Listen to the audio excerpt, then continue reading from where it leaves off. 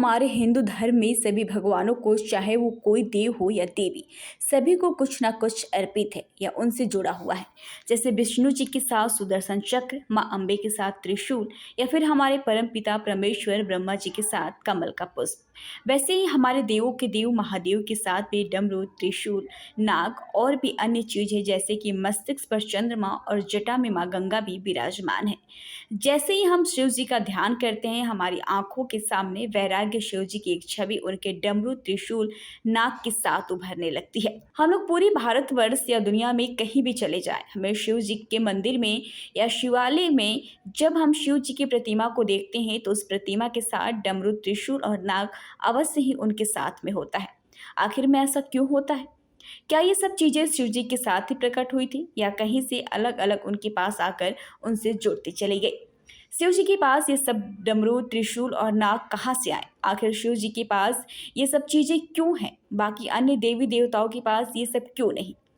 दोस्तों, भगवान शिव जी सर्वश्रेष्ठ अस्त्र शस्त्र के ज्ञाता हैं। पौराणिक कथाओं में शिव पुराण के अनुसार एक कथा कही गई है कि धनुष और त्रिशूल के स्वयं निर्माता कृता स्वयं शिव जी हैं।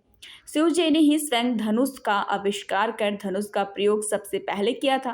लेकिन फिर त्रिशूल वो शिव जी के पास कहाँ से आया? इस त्रिशूल के बारे में इसे लेकर कोई भी कथा नहीं जुड़ी है। लेकिन फिर भी शिव पुराण के अनुसार माना जाता है कि सृष्टि के आरंभ में जब ब्रह्मांड से शिव जी प्रकट हुए तो उनके साथ 3 गुण, जो कि रज, तंप और सठ भी प्रकट हुए। यही 3 गुण शिव जी के 3 त्रिशूल अर्थात त्रिशूल बने। इन तीनों गुणों के बगैर सृष्टि का सर्जन और उसमें सामंजस्य बिठाना संभव नहीं था।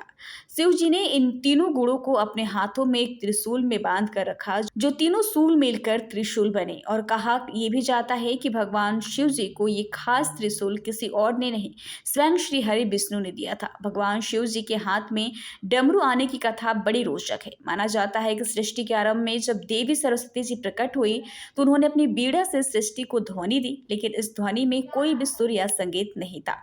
तभी उस समय भगवान शिव जी ने नृत्य करते हुए 14 बार डमरू बजाया और उस डमरू के सुर, ताल, संगीत में सृष्टि में ध्वनि का जन्म हुआ। दोस्तों, कहा जाता है कि डमरू स्वयं भगवान ब्रह्मा का स्वरूप है, जो कि दूर से विस्तृत है। जैसे जैसे पास जाते हैं कम होता जाता है। भगवान शिव जी के गले में जो नाग है उसका नाम वासुकी है। शिव स्रोत में कहा जाता है कि नाग नागों के राजा हैं और पूरे नाग लोक पर इनका ही शासन चलता है।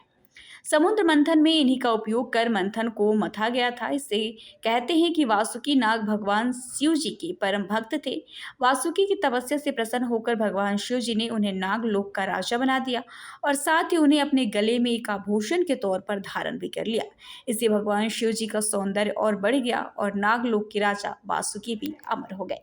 वैसे दोस्तों, आपको ये ज्ञानवर्धक जानकारी कैसी लगी? अगर आपको ये जानकारी अच्छी लगी हो तो इस वीडियो को ज़्यादा से ज़्यादा शेयर करें और हमारे चैनल को सब्सक्राइब करके बेल आइकन को जरूर दबा लें।